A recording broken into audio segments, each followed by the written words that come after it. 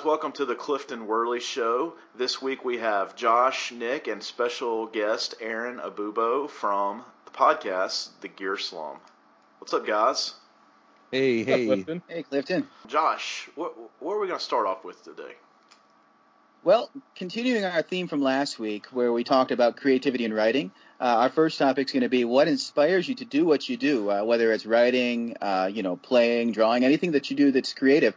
We're going to talk about what inspires you with that. And we're going to talk about a second topic that kind of came up in Clifton and Nick's conversation, our conversation together, memory and performance. We were talking about how easy it was to memorize, how hard it is, and how it looks when you are up there, at an open mic or at a performance with a bunch of sheets beside you. And then we're going to talk about picks. We're going to talk about some cool stuff that we've been into this week. And then we're going to end with a Mojo Minute, which is going to be pretty interesting, I think. Nick has a physical representation of what he's going to talk about this week. So the first topic is what inspires you to write, play, do, or be creative? So why don't we start with our guest, Aaron. No. I was hoping you guys would warm me up a little bit. No, you come in cold, dude. Under the bus. Under the bus. Man, I don't know. I'm at this place in life where I feel like inspiration is maybe overrated a little bit. So one of my favorite musicians is this guy, Jason Martin, who had a band called Starflyer 59. I don't know if you guys know them. They were kind of shoegazy. But anyway, he always talked about music as being as not being an art, or he didn't think of himself as an artist, but a craftsman. So I just feel like part of it is just you have to self-motivate and find a way to keep yourself working on whatever it is. So I don't know, I think about inspiration and I'm it just comes and goes so easily that it's almost not worth chasing in some ways. Interesting. That's usually my job there, Aaron. That's my job to be that guy. But the thing that I poured most of my creative energy into in the last year or so would probably be the Gear Slum Podcast. And with that, I just feel as long as I'm having fun with it and still getting out of it as much as you put into it, or not as much as you put into it, but getting something out of it that it's still worth doing. So I had listened to another podcast with I think it was the You Made It Weird podcast, Pete Holmes. He was talking to what's his name, Mark Duplass, and he was talking about soul points and some things take a certain amount of energy and you don't get anything out of it, and some things take very little energy and you get a lot out of it. So I think that's a cool idea, just finding what that balance is. But I guess anything, what inspires me is just other people doing cool stuff and being available to that. Musically, probably just the gear journey has been something that's kind of inspired my playing in the last few years. Trying out different sticks now with drums, but picks and strings, and different things, and just kind of finding my own voice has been kind of an inspiring journey. So I feel I'm self-inspired. Does that answer the question? I don't even know if that made any sense, but no, that made probably too well. Yeah, Aaron said everything we talked about is pointless. So. Made me go first. No, actually, that's kind of interesting because I've kind of come around to that too. With the last episode, I told everybody, I kind of used to think that inspiration or creativity was in a jar, and I only had so much that I could put out, like the soul point idea. Yeah. And then with my recent thing that I've been continuing with running and writing every day, I'm realizing that the more I do it, the better I get, and it really is a muscle. So the idea with the soul points is that you're spending them, but you're also replenishing. So when you're doing things like you said, running or whatever, and you get something out of it, then you're getting back what you're putting out. So in some way, it is kind of it's a renewable resource, right? So you can use it, and you could use it up if you're not getting any back.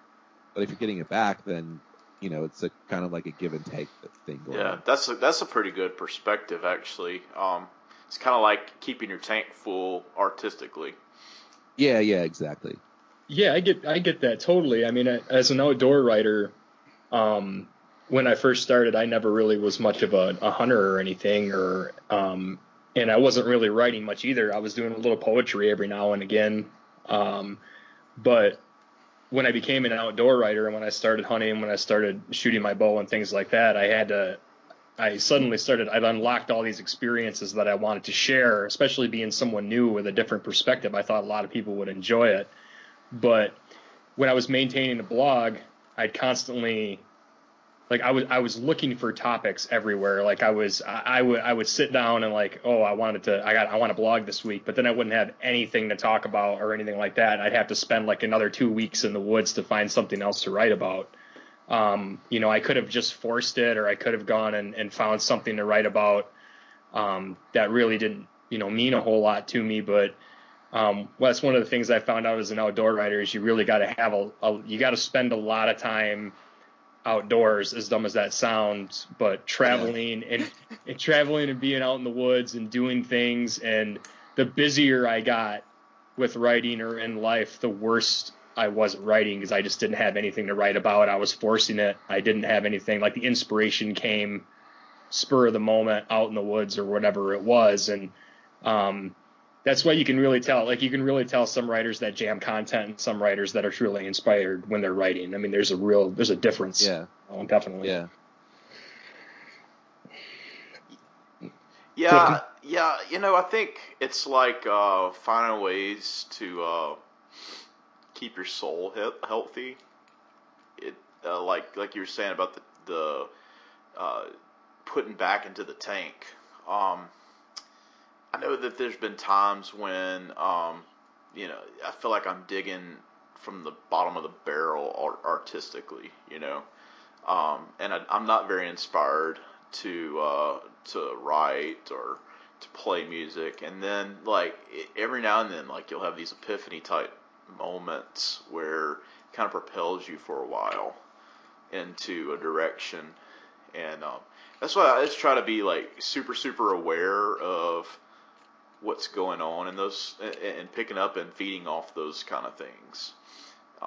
So it gives you the energy to create and to just an outlet. You could even say that podcasting is an outlet to be creative as well. I mean, anything that's you're creating content, whether it's writing a song, performing, podcasting, writing a blog, any of those things. I think for me early on, like one of those things was seeing some just incredible music artists at a young age. Like, I mean, I've talked about him a lot, and I don't want to wear his name out, but like as a kid, I used to see this, guy who's a Nashville songwriter now. He would come play in our area, Travis Meadows, and I was like 10 years old watching this guy play. And I can honestly say, like, I wanted to put a band together and play because I saw him play. And, it's not like he was the only influence. I mean, I was listening to whatever was on the music I was exposed to at the time. And then, I don't think it's like a particular, you can be influenced by styles, but it's like, what was relevant to me as a young person, like starting out, is not relevant to me anymore. Me listening to Leonard Skinner or Allman Brothers, 12, 13 years old, isn't what fuels my fire now, because that music, it doesn't really relate to me on the topics that they sing about. Yeah, that's an interesting idea. Yeah. But I feel like kind of the same thing. So I feel like I get something out of doing stuff like that, like listening to bands that I used to be into, but it's more of like just something. It's more of like a feeling, but it doesn't really inspire me to do anything in particular. You know what I mean? It's more like going does your laundry and stuff, but it doesn't really like help you out in life in any way. No. And then there's, I think that's what you had was a great. I love the point system thing, and I love the fill in the tank and stuff, because there's times where I feel like it's full to the brim, and you have these creative moments where you just got, like, I know, it hits me. Sometimes it'll hit me at 3 a.m. or something like that, and it sucks because I'm like, oh man, I can feel it right now. Like there's so many ideas I have right now that I want to get down on paper, and I just want to go. And then I'll wake up, like it'll be a Sunday morning or something like that, and Jess will get mad at me because I'll sit down and I'll write for like 3 hours because everything's just coming out at that moment. I'm like, if I don't get it down on paper right now, it's going to be gone, and I won't be able to get it back again. I don't know how many times I've written lyrics, or I've written like a good opening line, or I've found a line that I wanted for a really long time. Like I had no way to open up a story, and all of a sudden it comes to me out of nowhere, and I like have to write it down. And I started keeping a journal by my bed for that reason. But yeah, it's almost like your cup's overflowing and it needs to go somewhere like right now because you haven't done it in a while. Right. I think that's part of like why for me. So recently I've been trying to like be more healthy, right? So I've been like being more active and trying to eat better, and like even little things like that. I think for me, especially finding patterns that work for me make me more productive in every area. So like just doing that and changing that and like having something more consistent has made me more creative. And so for me, I know some people don't work this way, but like for me, the more kind of structured and rigid something is for me, like the more creative I'll be. So when I was in graduate school, I wrote a ton because I had deadlines all the time, and like that's something for me that like really works for me. So if I'm so just like having a guitar out all the time is good for me because I play every day now. So, and when I'm playing, even if I'm playing other stuff, it gets me thinking and like learning and trying things in new ways and being creative in that way and kind of moving towards finding my electric guitar voice, I guess, in the way that I found my voice in other areas. So I think there's something to that. Like you were talking about spending time outdoors makes you write about the outdoors. And I think that's true about just about everything. The more time that you spend with something, the easier it is to become creative. Because I think inspiration, like I said, it comes and goes, but I think it's there for everyone. And so really the trick is not, are you inspired, but like, are you prepared to deal with that inspiration when it comes? Totally. And it's, what's weird about that too is sometimes actually a lot of time, I mean, if you're going to go out and you're going to sit in the woods for 4 or 5 hours, you're going to zone out. I mean, and because to stay still, to just make it. I mean, especially when it gets cold and things like that. And half the time I'm not thinking about anything when I'm out there. I'll zone out for a solid couple hours, and it's not like I'm thinking about anything meaningful to write about while I'm out there or anything like that. And I might not even see anything that cool, but I must just be absorbing everything.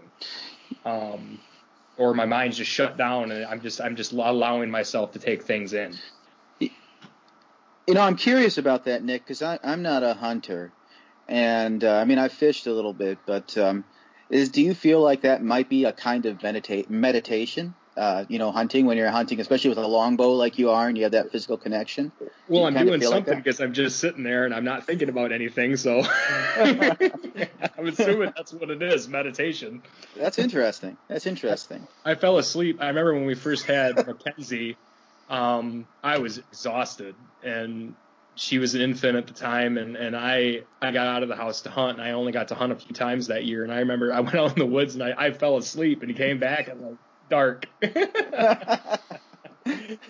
And Jess is like, "What were you doing?" I'm like, "I think I fell asleep." I said, "I don't remember anything."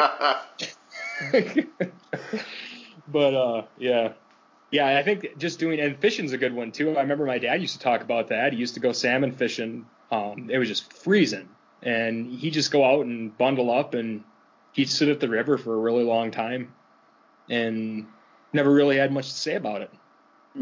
Just kind of down there doing it and just kind of unwinding. I mean, he had a small business, and he was a tailor, and he did a lot of customer service work, so he was pretty much engaged all day.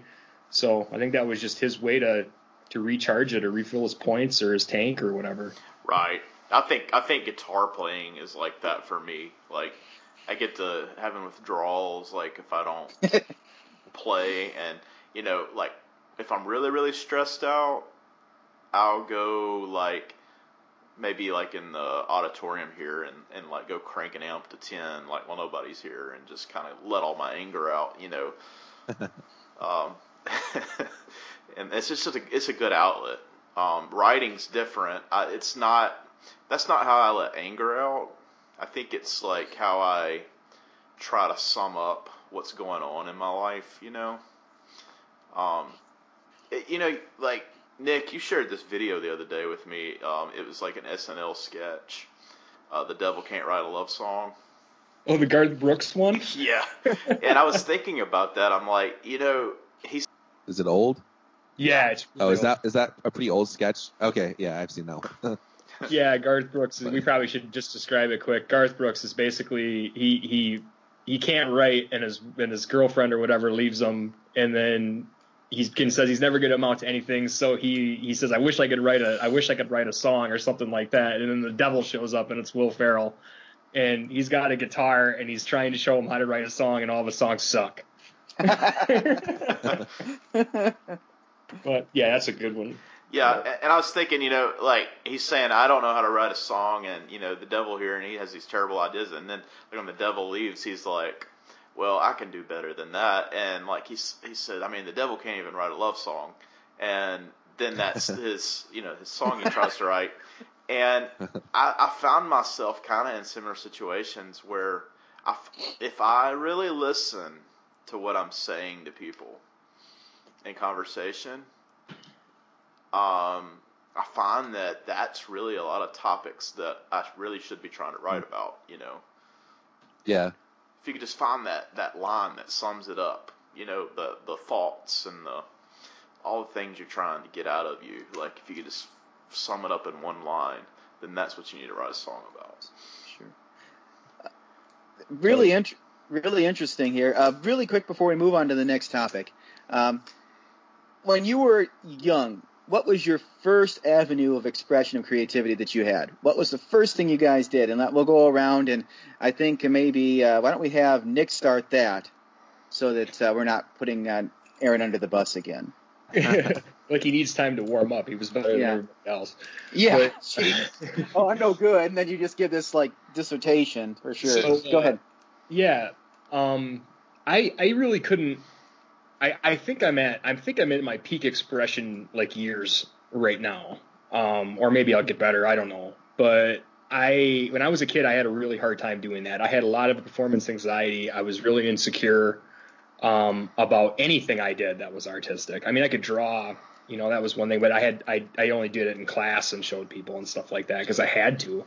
But I never played guitar in front of people, at all.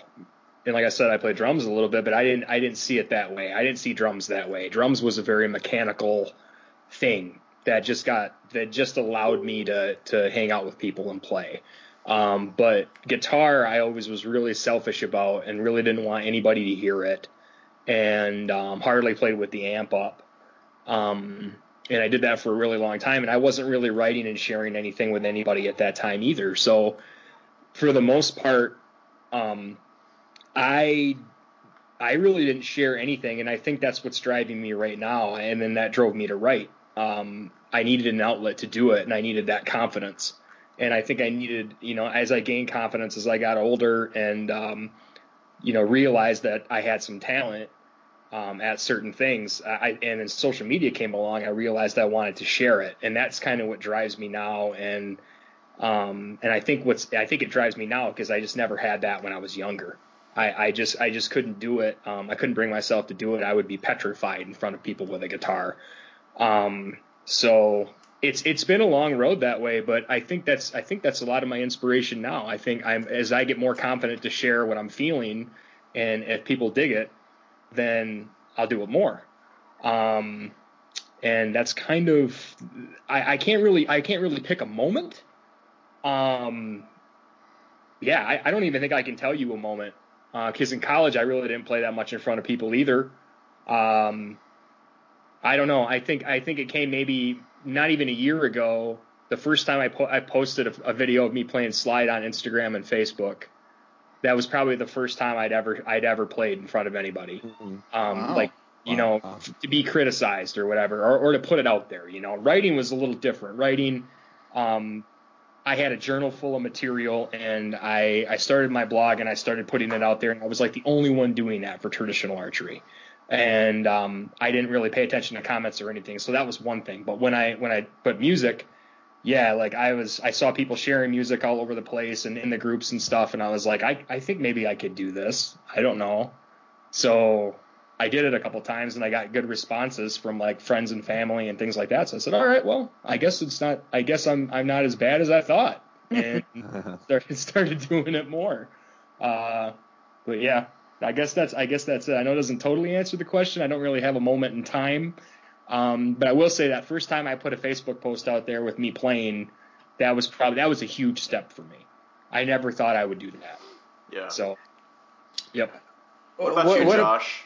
What about me? Oh, yeah. Well, it's interesting. I started out when I was a kid. My first thing was drawing. My very first thing from the time when I was probably, well, before I can even remember, I had bad vision, and I didn't know it until I was in like third or fourth grade. And so I would see the world a little bit differently. Basically, if you take your glasses off, which I think all of us have glasses on, for me, it kind of looks like a Claude Monet painting, the whole world. You know, it's kind of all soft and out of focus. And to this day, I love when I went to Chicago and saw his stuff, I just sat there and stared at it for hours because it's always been my kind of thing. But, and so I would draw these pictures, and people would be like, well, what's that? What's that? It doesn't make any sense, because that's what I saw. And, yeah. And then it's kind of interesting and kind of sad. I drew some pictures for my dad and for my grandpa, and I got less than encouraging feedback from it. And, boy needs glasses. Well, no, that wasn't at that point. It was because I couldn't see the board in fourth grade. But yeah, I got less than encouraging feedback from what I was doing. And so then, well, 13 or 14 years old, I got into playing guitar a little bit. And 15, I got my first real guitar. And I realized that when I played music, all my mistakes that weren't recorded kind of went out into the air and were gone. And I loved that, because I could play as much as I wanted, and if it wasn't being recorded, it would just disappear. And I wouldn't have this record of failure that you get when you draw. And I don't like to fail. So it makes it weird. Like I love failure. Oh, it's awesome. No, but and so that's the thing. And so I love that part, and then I love being able to play with others, because drawing tends to be a solo thing. And I think that's what got me into music, is that I could put out that stuff and express it, and if it wasn't recorded, it was gone, you know. And so if it was recorded, well, then it's recorded because I practiced it and I enjoyed it, and my friends put on the recorder and I played, you know, whatever. But yeah, that's the big difference. That's the big thing that happened to me, is I shifted from art to music, and then, you know, that made all the difference, because I could do something and not have a record of my mistakes. Where I think that's why I started drawing again too, because when I started drawing on the computer, you can completely erase. I mean, there's nothing left of your mistake when you draw on the computer. It's gone. And you can even sit there, and actually the way I started drawing now, if I'm going to draw something, is I start with a big fat kind of transparent partially marker, and I draw slop. And then I go over that slop, and I take the lines I want out of that slop. And so I can be super sloppy and lazy and go over top of that and make something out of that, and then completely delete the mistakes, you know? So it comes out exactly the way I want it to. And I don't know, maybe that shows another little neurosis there, that I can't stand to see my own flaws. So that's funny that you're that way with your own flaws, yet you hate the Eagles for being over-processed and perfect. That's probably why he hates them, because hates them because he hates himself. Oh, man. Guys, don't make me cry. Well, and like, you're gonna make me cry. No, not really. But like, for someone who is a perfectionist, I feel like perfection from other people is probably super stressful. Yeah. You know what? That's true. That's true. I think because I love the little flaws in Dylan's stuff. I love the dissonance in Wilco. You know, I love the fact that his voice isn't perfect, but you get the Eagles together and it's all polished like a little diamond, and it's like that perfection. Just it feels like sandpaper to me. You know, it really bothers me. You know, I was thinking about, Josh, what you said. I read somewhere around like when Prince died. You know, Prince had this like huge, massive body of work that he left behind, and a lot of it was never published or whatever. And I think it was George Michael was talking about Prince, and he actually said something that Prince didn't know how to edit himself very well, because you know George Michael didn't have this huge body of work. And but he, you know, had a lot of hits, and he was kind of being critical of Prince because, you know, saying that Prince he was putting so much content out, but like he didn't know how to, you know, edit it down and make the hits.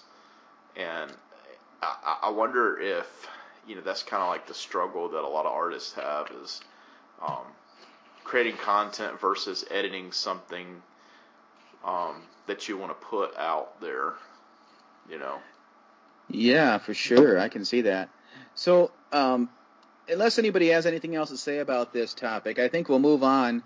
Now that I had a question for you guys. Sure. That I was thinking about. So Sure. we're talking about like putting out and getting back. And I think Clifton had said that for him, like the writing part was kind of inspiring, maybe, if someone said that. Anyway, so I was curious, like, which part of the musical process is more like the work to you, and which part is the part where you get stuff back? Because for me, like, playing alone in a room is fun, and the writing is like work to me. But when I get in front of people and like I'm playing, especially if it's just me and like I'm the guy, like that for me is, maybe that's like my ego in me, but like that is when I like refuel in a way. Interesting. So I'm curious, like, which part of it is that for you?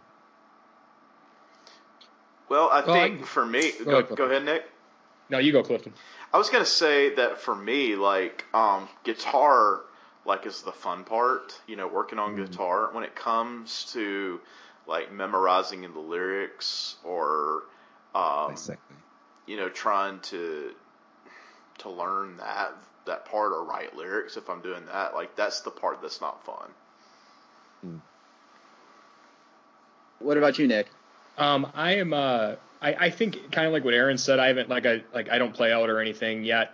But like if I'm working on a part or a riff or something, or making a video, or even, you know, working on something to write and publishing it, it's always been the actual publishing part of it that I enjoy, and the feedback afterwards. I think that's my refueling process. So I have more experience with that, with writing, blogging as long as I did. But I would work so hard on posts, you know, spend like 2 hours on a post or something like that, and then post it. And then that was always, I just couldn't wait to post it. Like I could never just like sit on stuff. I had to get it out there, and share it. So that's probably where it is for me too. And if I start playing open mics like I want to at some point, that'll be the recharge part for me also.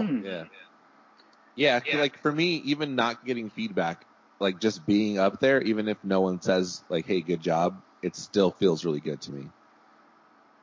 Yeah. Like the feedback is almost like beside the point. I mean, it's nice, but that's not the thing that like makes me feel good about it. It's interesting. Mm-hmm. Because I always kind of just assume that everyone's just saying that anyway. Yeah, me too. Yeah, probably. Yeah, for me, I just love running scales. That's hilarious. That's what I get. I'll just sit there and run, and if I'm not doing anything, I'll just sit there and run scales for hours. Maybe that's another weird thing. I don't know. I think it seems to go along with what you said. It's comforting. It's really comforting. I mean, you sit there. Yep, that note goes after that one. Oh, yep, that one belongs there. Yep. Yeah. You need like one of those like Japanese Zen gardens that you can just redo every day. Yeah.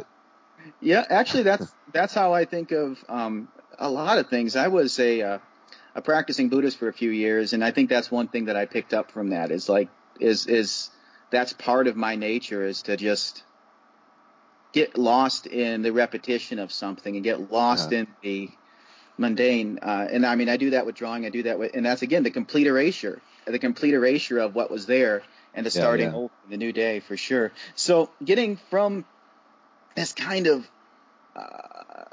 up in the air talk back down to something concrete. What about performing, like actually performing material, whether it be yours or covers? How easy or hard is it for you guys to memorize a piece and not have a piece of paper in front of you when it's time to play your song, whether it be your stuff or a cover or anything like that? What do you guys think? Anybody can start who wants to. Okay, I'll go. I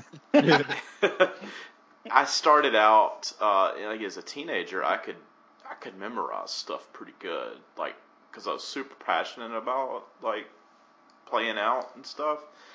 When I started leading worship, like I was learning so much material like so fast that I would kind of get stage fright by like not knowing lyrics and messing up and stuff.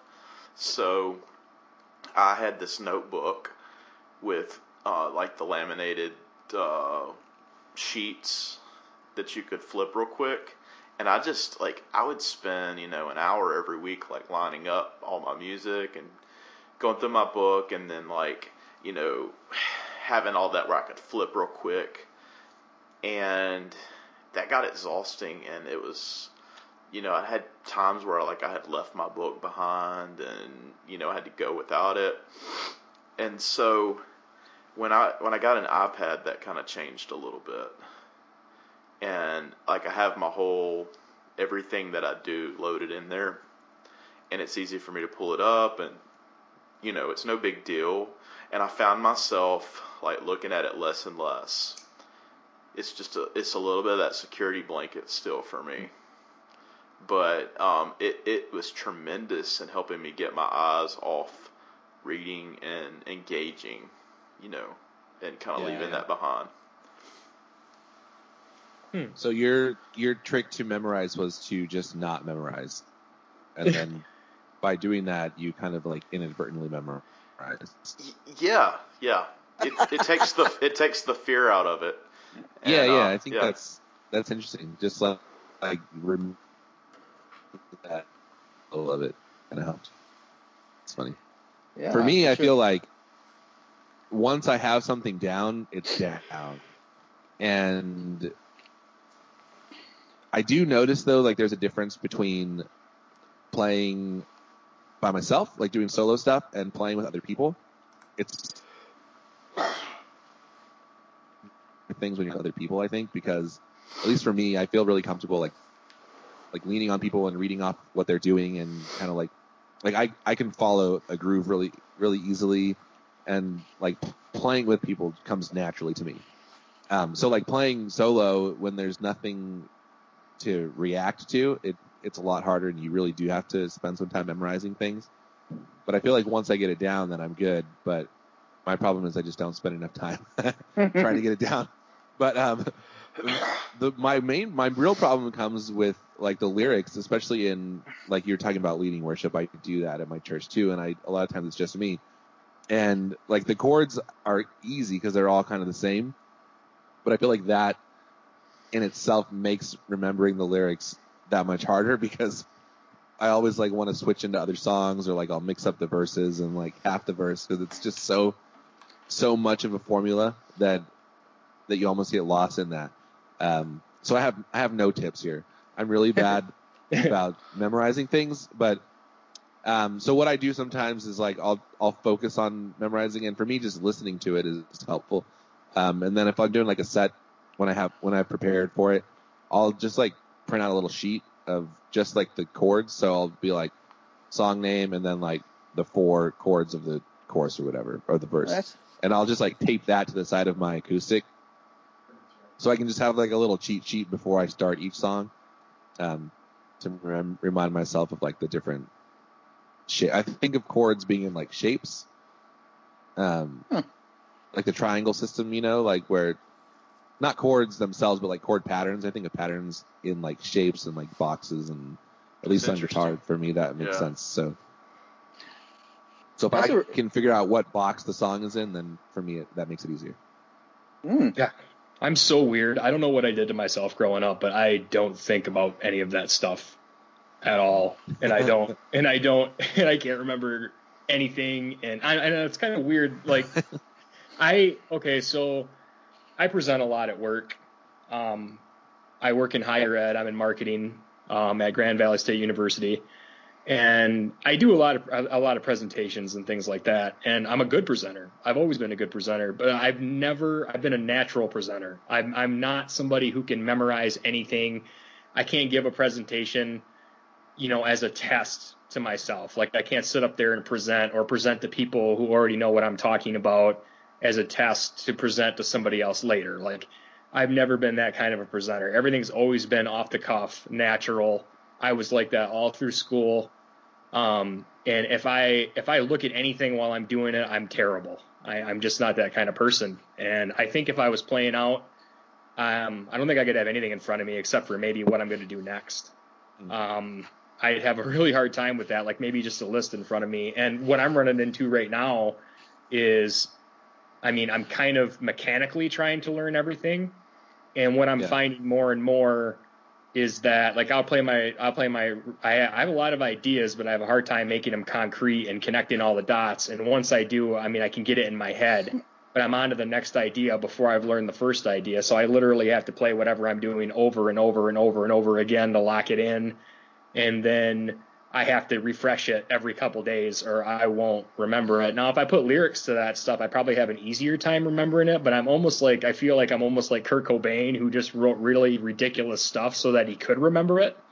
Because he had a hard time remembering what he was playing or what he wrote lyrically, and he would just mumble when he first started. And I kind of feel like I need to do that to be able to remember it because I just have a really hard time with it. I don't know what it is. Maybe what would help me if I could sit down and actually put 3 or 4 songs on paper and just concentrate on those for a while. I'd be okay. But I get bored with myself just playing the same thing over and over again. Yeah. Maybe it's a little bit of ADHD or something. I don't know. I just can't focus that long. It's probably a practice thing. I need to practice it. Maybe so. Because I all my life I've just been, like I said, playing in my room and to myself. So maybe it's just, I've kind of groomed myself to be that way, and now I have to bust out of my own box.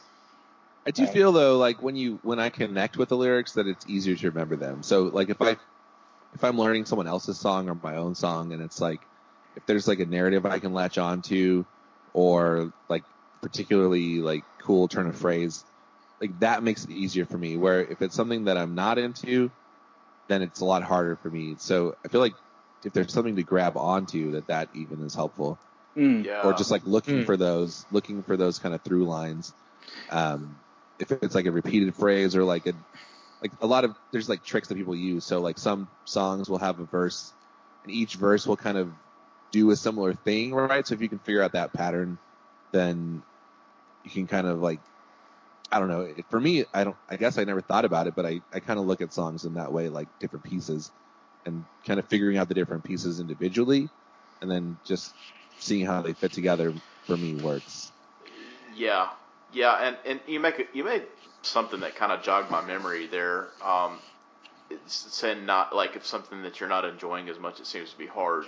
I think we all tend to have this tendency to disregard what we don't regard. Yeah. And I've even seen that in like bandmates. Like you could be excited about doing a song, and like it seems super difficult for like the bass player or piano player to get the chops down on it, and like what you kind of realize is that maybe that's like a wall up because like they're disregarding, like they don't enjoy this song anyways, and so it's kind of like they're disregarding it without realizing they are. That's interesting. That's interesting.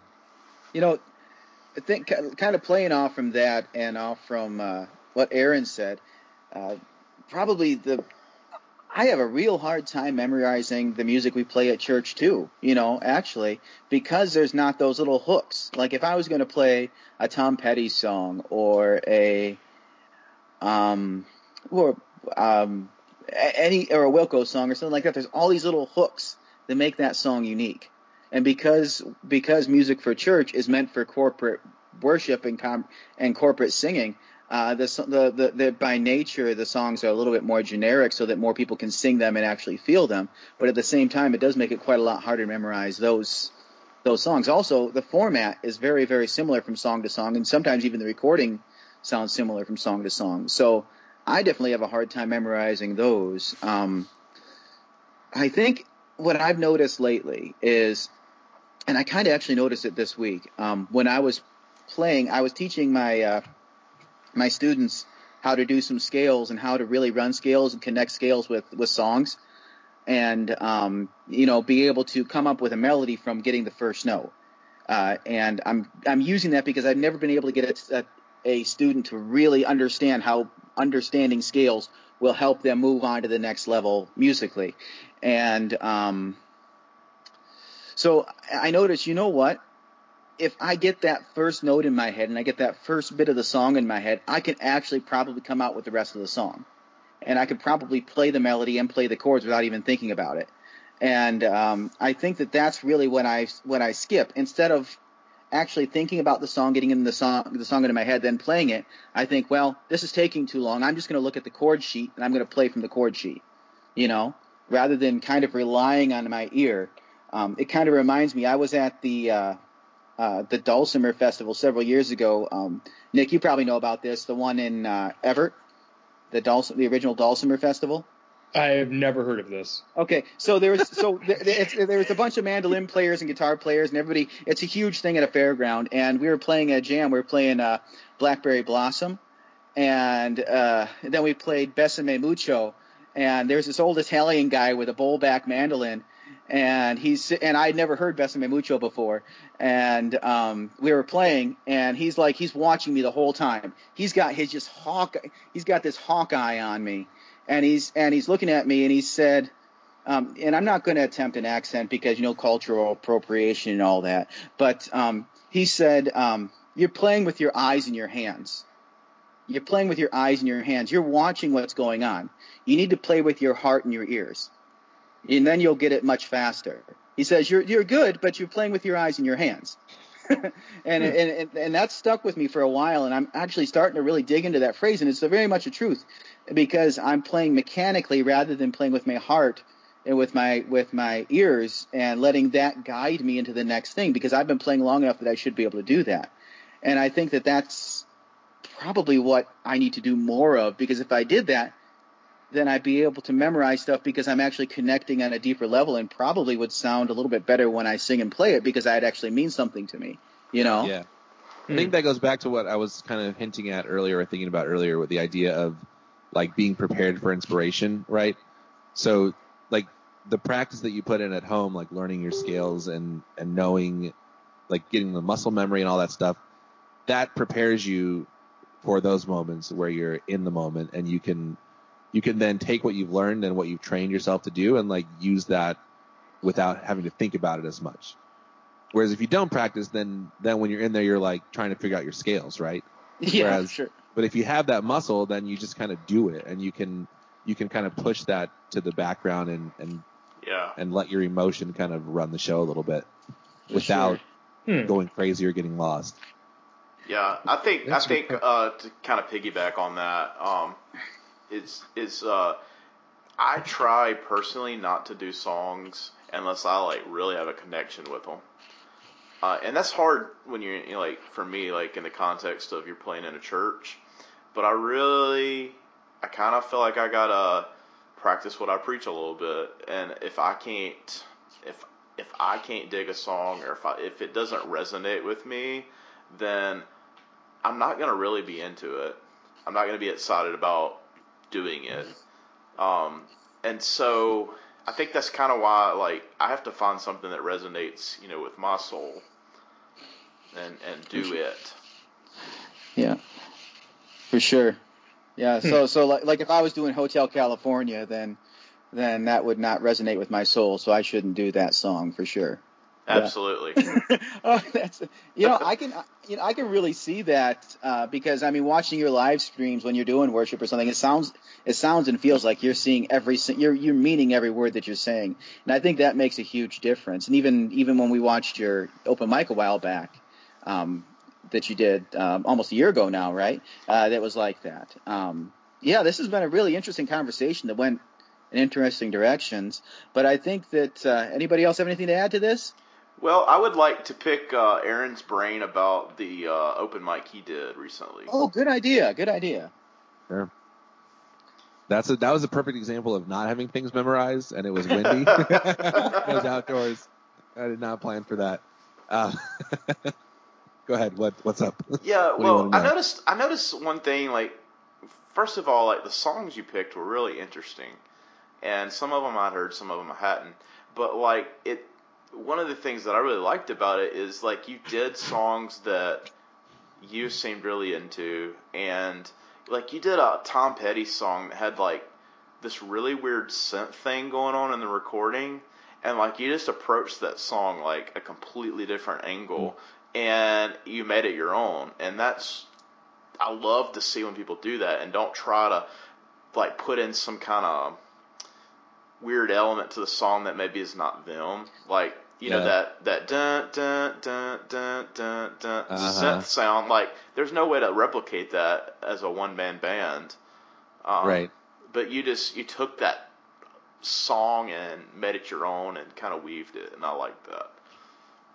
I think, like, for me, the key to that is, first of all, choosing songs that I do like, and not only like, but that I connect to on some level. And I think it goes back to the same idea that I've been talking about with like memorization, is finding the pattern and like the box and what the pieces are, and then once you figure that out, you see that all that other stuff, like the synths and sometimes even the background vocals and the arrangement, a lot of that is just choices, right? So I guess you just look past that and you kind of see, this is what I have. These are the tools that I have to rebuild this thing. And like, for me, it's like I listen to it, I internalize it, and then I try to figure out a way to make it, I guess, to get the same. So I'm more concerned with like the emotional resonance of it than with making it sound the same. So if I can take that and internalize it and then kind of reproduce it in a way that fits with the tools that I have that can approximate what I feel when I listen to that song, then I feel like I've done a good job. Awesome. Even if it doesn't sound the same. Yeah. Well, I really dug it. It was like, I mean, you could tell like you had tailored it to work for you. Thanks. Yeah. And it's a great song, so it's hard to mess it up. I mean, it's easy to mess it up, but it's hard to, it kind of stands on its own. On that though, maybe I should probably make an effort to actually learn some other songs, like to learn some songs, like covers. I've never really been one into sitting down and playing like covers of other people's music. I always thought, why would I play that? I can't play it as good as somebody else, so why would I do it? Yeah. And maybe I should actually do it just so I can learn like muscle memory and performing and the basics that I never really learned growing up. That'd probably be a start. Something with structure that I already know all the words to. Yeah, I think it's a good practice, like, just to steal from whoever you can and like do what you can. And for me, it's like, again, if you think about music as being something that is, there's art to it, but it's also, it's a craft, and it's just a thing. And I tend to think about music as being, I mean, it sounds cheesy to say that it's universal, but I just feel like things belong to the world in a way, So it's like, yeah, that's their song, but it's also like everyone's song. So as long as you can, like, and it's not so much like paying homage to someone, but just doing something that, like, respectfully, I guess, doing it respectfully, and like giving the song or the music the the attention that it deserves, and like not trying to take it as my own, but putting my spin on it. I feel like that's something that's worthwhile too. Especially because like a lot of people haven't heard those songs, and if I can play them, then maybe they'll be like, "Oh, what's that song?" Yeah, which is cool too. And it's fun, my style of music too. It's.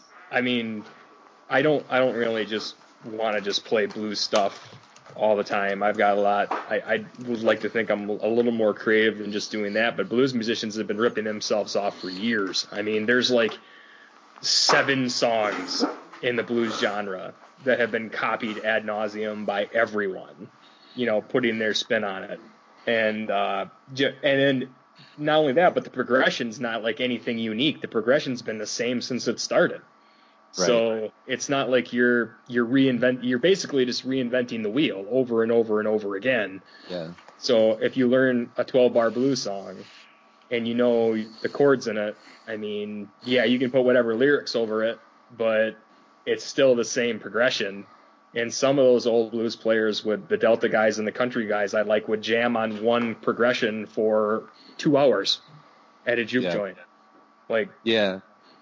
If you think about playing out like kind of similar to theater, it's like you're kind of like the actor, right? So an actor doesn't have any qualms about reciting someone else's words, like even if it's Shakespeare, something that's been done forever, right? You can still make that part your own. So I feel like it's kind of similar to that in a way, playing covers. Like you're taking something that someone else wrote, but you're still interpreting it, so it's still you, even though it's not you. And I guess that's probably less true of people who play like straight covers. But Love you. I don't know. I just have no. What was that you roboted out at the end? Oh, I just don't feel. I have no qualms about like playing covers. Like it doesn't. I don't feel like it's less than playing originals. Oh yeah, I don't think that either. I've just never really done it. Yeah, sure.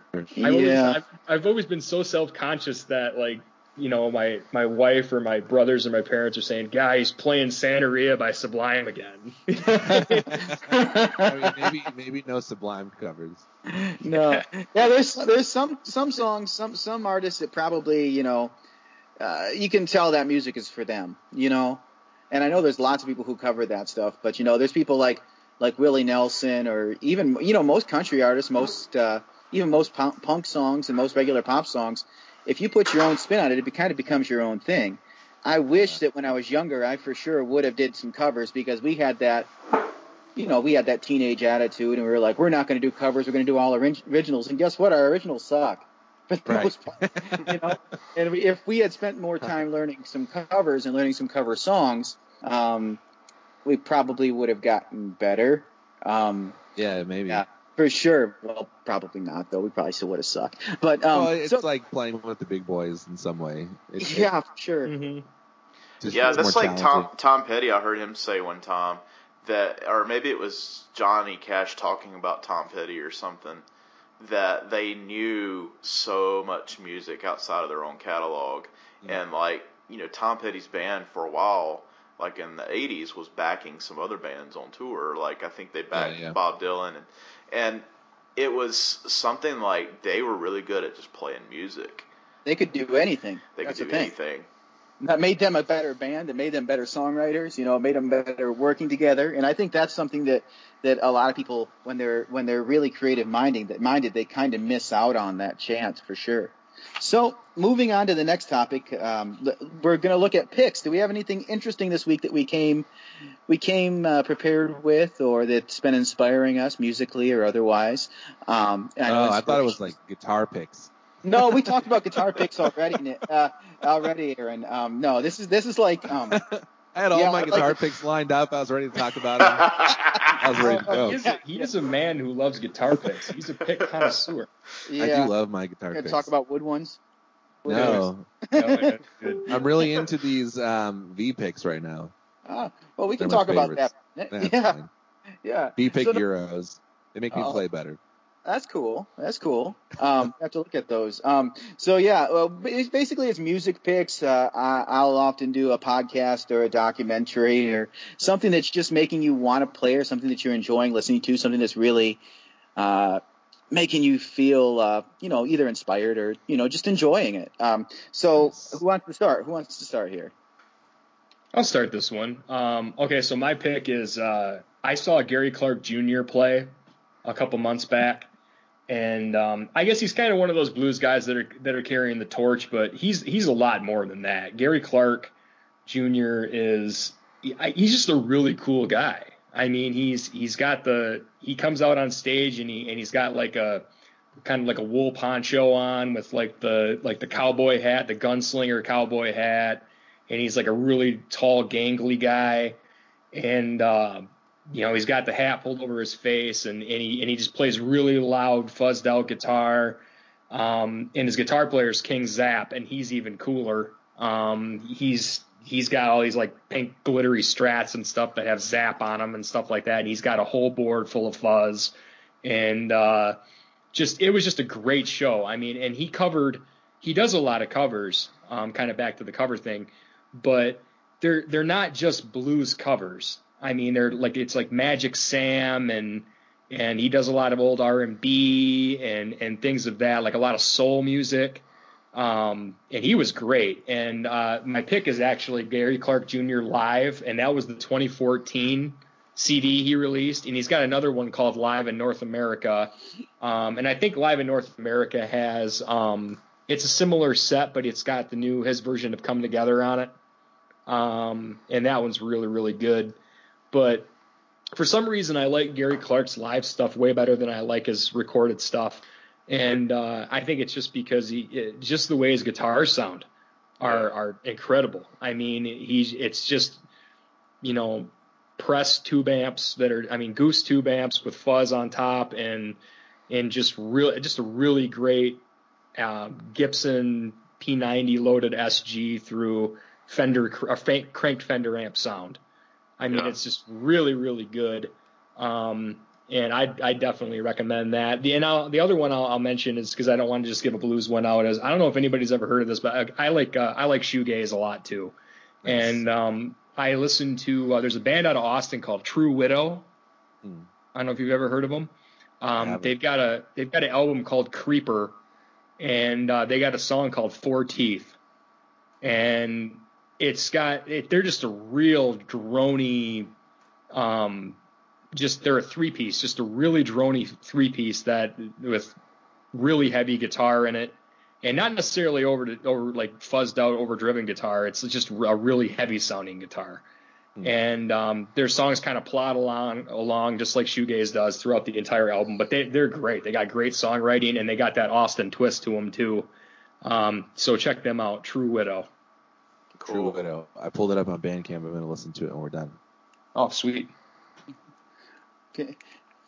So I think I'll go next. Mine for this week actually was spurred by Cody Lake's post in the Hum, or was it the Slum, about the new music for him to listen to. And I went back through my old kind of music that I really enjoyed, and I'm going to pick the Monks of Doom, Monks of Doom, and it's a side project, of Camper Van Beethoven. Okay. They've been around since 1986. Wait, Monks of Doom have been? Monks of Doom, yeah. And you listen to it, and you'll hear a little bit of They Might Be Giants, and you might hear a little bit of that 80s 90s college rock. But they have these really weird. Are you listening to their new album? No. I was going to mention that Forgery is the one that really affected me. Okay. Forgery 1992. I haven't listened to the new one yet, and the reason that it affected me is because I think it was about 96 or 98. After I was driving. We used to go to the pawn shop, and I'd pick up any CD that was cheap because I'm cheap, and so I picked up this one and Super Junkie Monkey and Kung Fu Diesel and Pop Will Eat Itself, and Forgery came out and just kind of really, really affected me, because it was like They Might Be Giants, but the lyrics were a little bit less campy, a little bit less fun. and it really kind of affected the way that I play and the way that I write afterwards. And it's just a really interesting sound because it's folky, but at the same time it's kind of alternative sounding. Monks of Doom Forgery, really good album. Trying to think about if you think of They Might Be Giants and their ilk, that kind of stuff. It's very similar to that, but there's always something off. I mean, it feels like if you took They Might Be Giants and you put somebody in it that was just a little bit mentally unhealthy, a little bit unstable into that, and then every once in a while he would just insert his little thing. You basically described the Mighty Mighty Boss Tones, didn't you? No. They just had a guy on stage that danced and. Oh, okay. Oh, yeah. Okay. They had a Henry Rollins.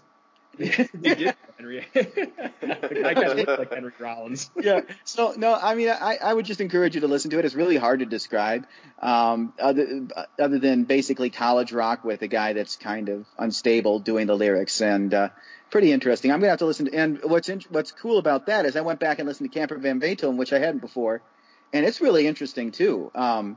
They have a violin prominently throughout it, and for that time, it sounds really ahead of its time. Really ahead of its time, both of those things. For the 80s and 90s, it's really interesting. Some of it might feel played out today, but I would say. Are they the ones with Take the Skinheads Bowling? Is that Camper Van Beethoven? That is them, yep. Okay, yeah, I like that song. They've got a bunch of really interesting stuff going on in that, and I'd never listened to them before. I'd only listened to this Forgery album because, back in the early 90s, you basically had the one big CD store, and then you had the pawn shops. Yeah, you go to the pawn shops and you'd be able to find really oddball stuff or stuff from a local band, like Kung Fu Diesel's a local band that's still around today. Elvis and My Dungarees, that'd be another thing to check out. Kung Fu Diesel, Elvis and My Dungarees. Really cool song. Look for the new video if you want a stereo thing. But they're a crazy rockabilly band and a great song, Elvis and My Dungarees. All right. So what about you, Clifton? Do you have a pick? Yeah, I'm gonna dig back into my past a little bit. You really made me jog my memory the other day when we were talking about Wilco. And so I went back and I was listening to Wilco Being There album. And I was listening to Misunderstood, which is like one of my favorite Wilco songs. And then I thought about something that it's not too old. It's very commercial, but something that I enjoyed. Eric Church did a song, I guess it was about maybe 2 years ago, called Mr. Misunderstood. And the whole song, if you listen to it, it's really paying homage to Wilco back at that point.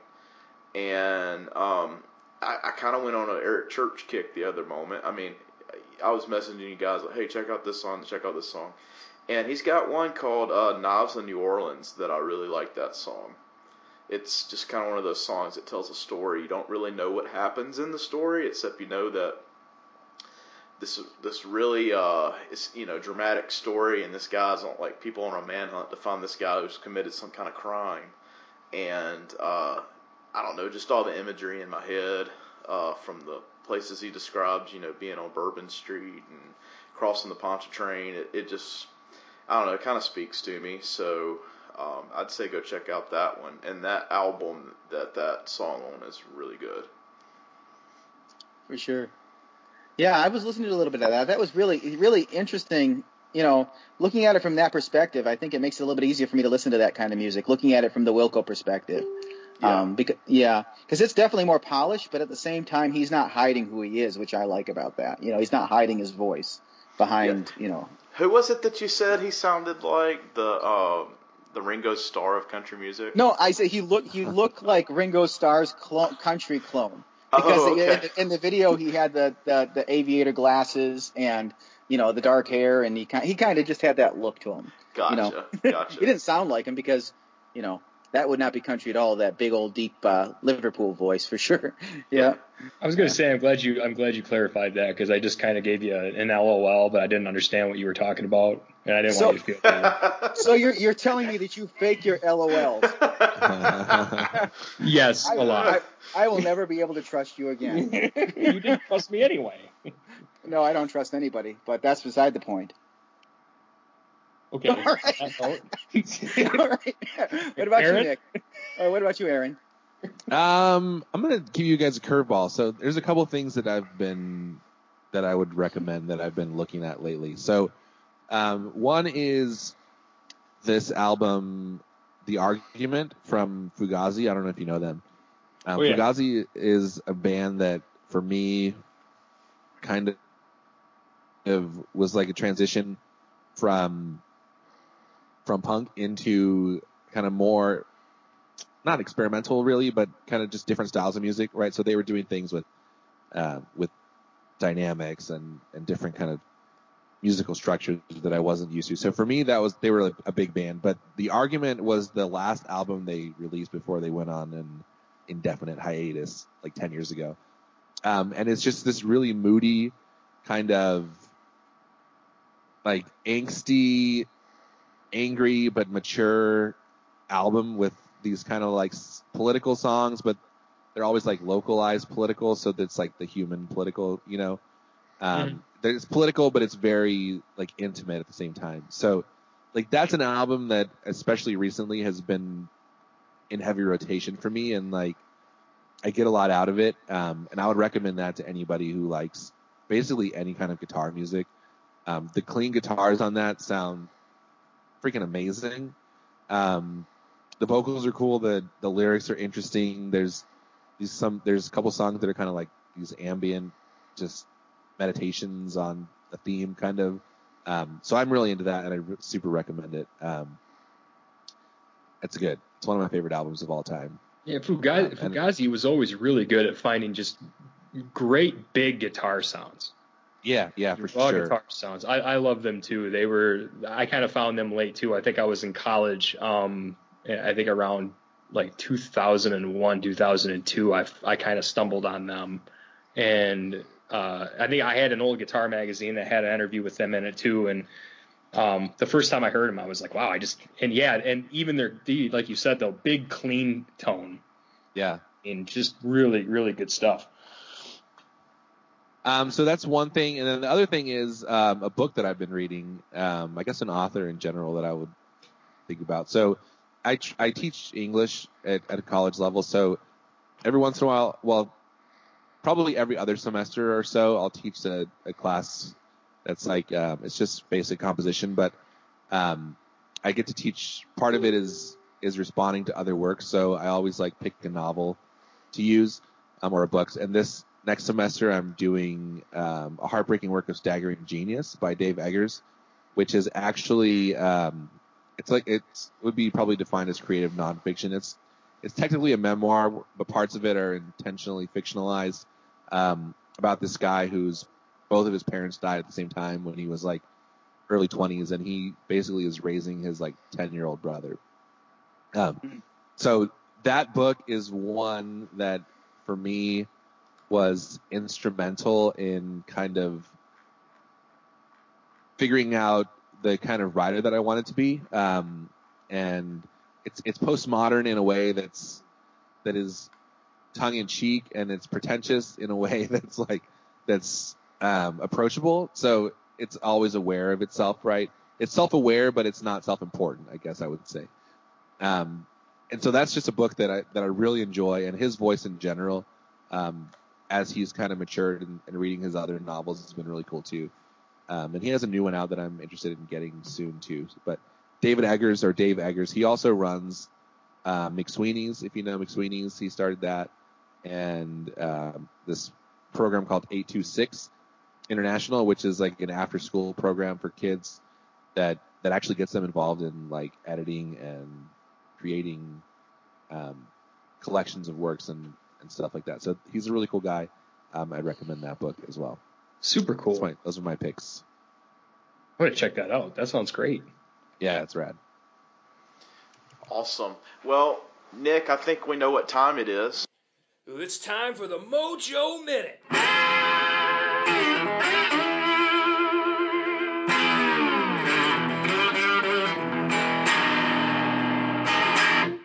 The Mojo Minute for this week is I'm going to talk about old Tyscos. And the reason being is kind of to get back into music after a 5-year hiatus. I went to a guitar store locally, and there was an odd-looking guitar on the wall, and it was a single pickup Sunburst that had a Strat headstock and a big Tysco decal on it. And I picked it up, and the body was kind of small, but it had a really nice neck on it. And it was a Tysco Del Rey, made in the 60s. And it's actually an E100 model. And I asked the guy, I said, wow, this is really, really clean. Usually you find these and they're all tore up. And he told me that it belonged to a kid that was in a punk band. And the kid turned in a Harmony Tulip and that one for enough money to buy like a Squire or something like that. And when he got it in,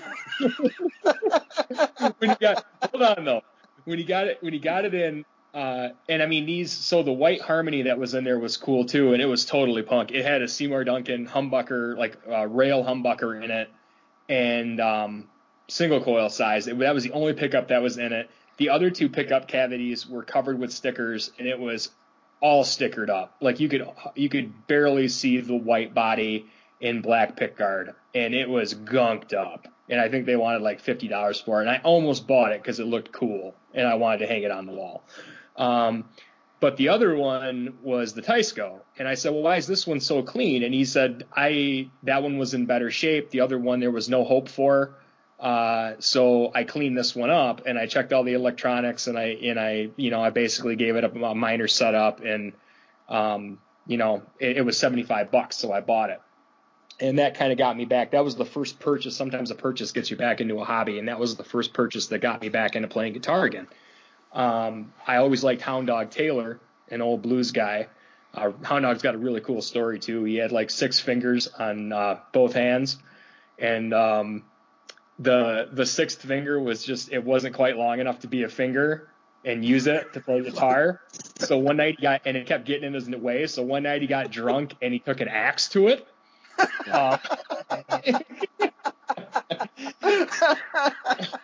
Naturally, I really got. I mean, that's just the coolest story I've ever heard. And Hound Dog played a Tysco model with a lot of switches and stuff on it, and he ran it through like an old Silvertone amp that had a blown speaker, and he got an outrageous amount of distortion out of it.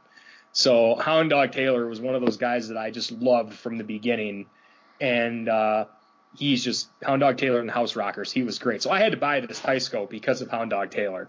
So I bought it, and I got it home, and I set it up to the way I wanted to play it, and it sounds really, really good. Unfortunately, it doesn't have the gold foil in it that a lot of the more, like you see some Tyscos that go for like, $200 to $400 will have that gold foil, and most of the time you can sell those gold foils on a flip for $125, and people will buy them because everybody likes those old janky gold foils to put in Strats or whatnot.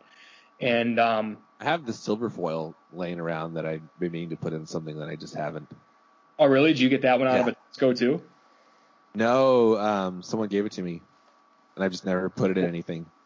Yeah, they sound, and I really I wish this one. I thought it was a gold foil at first, but then I looked them all up, and it's just like like a really low watt El Nico with really big. It's got a silver covering with really big pole pieces on it, and it isn't the gold foil. And I actually thought about finding like a period correct gold foil to throw in there. I thought it'd be really cool. Aaron's showing me right now. Oh yeah, those are rad, dude. I love those things. That's cool. Yeah, they're top mounted, and I might try to throw it on my telly in the neck position, to be honest. Oh, that would look cool, man. That would look really. Yeah, that'd be amazing. Since it's flat anyway. Yeah, and I won't have to route for it. I always wondered if those would fit beneath the strings. I bet they would with the telly. Yeah, because you got some clearance there. I bet it would. I bet you would be. It's like right about the same height as my neck pickup already is, so it should be. I'm going to do that, dude. Well, it's going to be a hell of a lot better than a telly neck pickup anyway. I can't. Hey, I love a telly neck pickup. What are you talking about? I'm talking about tele neck pickups being terrible. They're the Eagles of pickups? I don't think so. Like, you got to get off the Eagles thing, Of all neck pickups, the Telly is probably my favorite, but I'm a bridge guy, 100% through and through. Oh yeah, me too. You know what's funny about that whole deal though is I always thought like the rhythm pickup. I always thought the rhythm pickup was for lead. Everybody calls a neck pickup a rhythm pickup. And I started watching like Norm's rare guitar videos, and he was always playing like rhythm on the rhythm pickup, and I'm like, you don't play rhythm on neck pickups. That's stupid. Yeah. You know. I always play lead on. I think of the neck as lead too.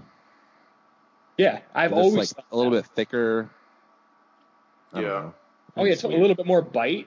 Yeah, totally. I that's why I always thought, no, you play rhythm on the bridge pickup, and you go to the neck for a solo, and you roll the tone off. And I don't know if that's because I was just a Slash fan when I was a kid or what, but that was his way of doing it. But anyway, so Taiscos, they were made. Obviously, they're a Japanese company. They were making instruments between 1948 and 1969. They produce keyboards and microphones and amps and stuff like that too, but they're mainly known for the guitars. In 1959 and early 1960, they rebadged the Taiscos as the Del Rey, which is why you hear Taisco Del Rey. And then they were really importing to the U.S., but they were importing under all kinds of different names. I mean, Silvertone, Kent, Beltone, Duke, Encore. And then Kingston, I've got a Kingston too, Lai, Norma, Tullio. Basically, all those cheap guitars that you see on Reverb coming out of Japan were all Taisco.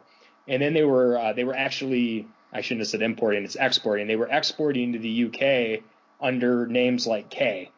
So, and most of the stores were like Montgomery Ward would sell them, and Woolworth would sell them, and Sears would sell them.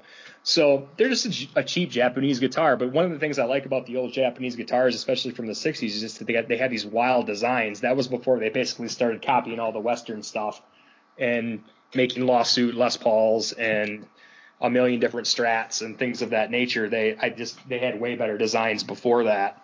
Funny because now there's companies like Eastwood and stuff that are ripping those off. So as tributes, but these are really cool. But the one thing I will say, like, you can find these for a dime a dozen, like the Taisco I've got. I mean, they're like $70 to $100 everywhere. Then you get into the ones in the middle that have the cooler designs, like the $200 to $400 ones have the better pickups and different switches, and they're super wild, and those are more. But one of the things I will tell you, if you're going to buy these to flip, they don't flip.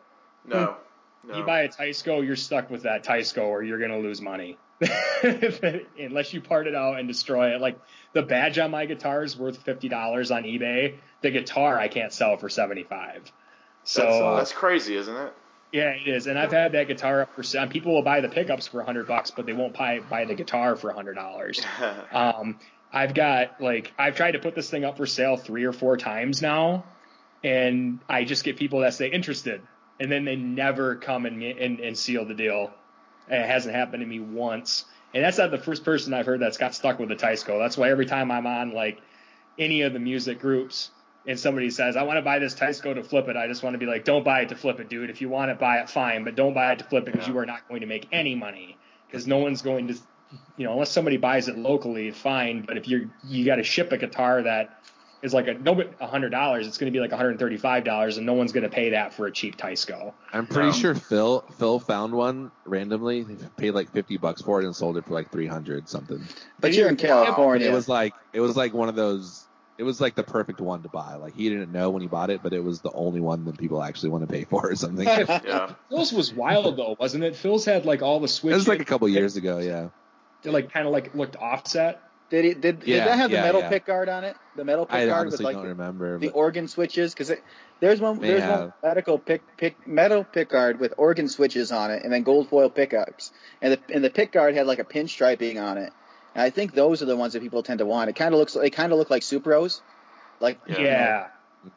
It's definitely the weirder the better when it comes to these things if you want to resell them. If you buy the base models, you're not going to get much for them. But I got to say, this thing's it's an offset body. It's a little neck heavy, but it's got the cleanest neck on it I've ever seen on one of these Taiscos. It's like a Strat neck. It's great. And yeah, all the hardware was on it. The only thing that sucks on is the tuners. I'm probably going to, now that I'm stuck with it, I think I'm just going to put new electronics in it, and I'm going to put tuners on it because I do like playing the guitar. It sounds really, really cool, and it doesn't sound like anything I have, and it's got a really neat vibe to it. But yeah, I've also been on Reverb a lot lately, looking at old harmonies and Ks and Silvertones and stuff like that. And I mean, these things are just really, really cool to have. They're super light guitars too. I think it'd be a great guitar playing standing up. But anyway, yeah. I had one of those back about a year ago, and I think I picked it up for $30. It was a Delray, and I ended up flipping it for like $60, and I waited a long time. But it was one of those things where I never could get it where I wanted it and couldn't source the parts, you know. So I have a suggestion. If you really dig those style guitars, right now, like I'm getting emails every day from Sam Ash, and I think Sweetwater has them. The Supros that are for like $300 to $400 right now. Mm-hmm. Like if you love those shapes and want a really good playable guitar, that's the route I would go. Oh, you mean the ones they're selling on closeout because they're going to merge with somebody or sell out? Well, we don't know what they're going to do, but yeah, those. Yeah, those look rad. That $299 cool. single pickup. Yeah, the $299 single pickup one looks like just a hell of a buy on a guitar, especially the orange one. I think that one's rad. I mean, I'd love to buy that guitar right now. It's tempting. If I don't know if a Christmas miracle happens, I may do it. That's not you're just gonna flip that though, because that's not your. I cannot see you playing a Supra, dude. Me all day long. Josh, I could see him. I could see Aaron playing one. I can't see you playing one. I'm just stuck with a Telly the rest of my life, I guess. Then pretty much. The new Supras are just like too put together for me, but I could play like a dirty one. Yeah. I could see Clifton playing 335. Me too. Oh, I would love to own a 335 so bad. I could see Clifton play a 335. I had a copy a few months back that I flipped, and I loved it. Like, I kind of, would love to have another 335 again. I had an Epiphone, and I hated it. No, you need a ES1, the 175. Those are rad. Those are rad. I do have a 125, so. Oh, you do? Yeah. Yeah, Clifton's got the vintage 125 that he never talks about or plays. That's awesome. Sounds great. All right. Sure. All right. I guess that's a wrap for me. Unless you guys got other stuff to add. No, I think I'm good. Again, I just want to before we get off the episode, I would like to encourage our listeners to if you listen to the show and enjoy it, if you wouldn't mind going on iTunes and just giving us a quick review, it would be very much appreciated.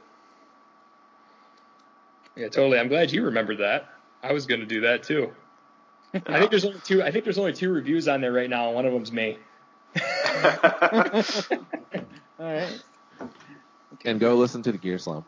Yes, and go listen to the Gear Slum. That's we're kind of like the stepchildren of the Gear Slum. The illegitimate stepchildren. That's probably a good description. Definitely listen to the Gear Slum. And Ryan Burke is the granddaddy.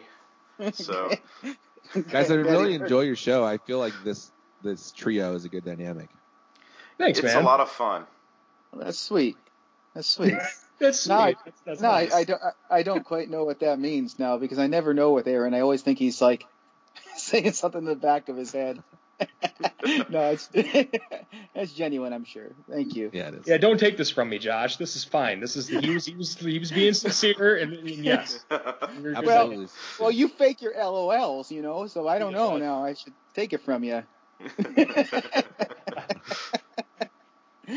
Yeah, this was fun. Thank you, Aaron, for joining us last minute like you did. Yeah, and thanks for having me. Yes, it was fun. And I hope to do it again sometime in the future. And, totally, it was a good time. Yeah. Well, thank you guys, and y'all have a good week, all right? Later, Cliffy. All right, bye. Bye, guys. Bye.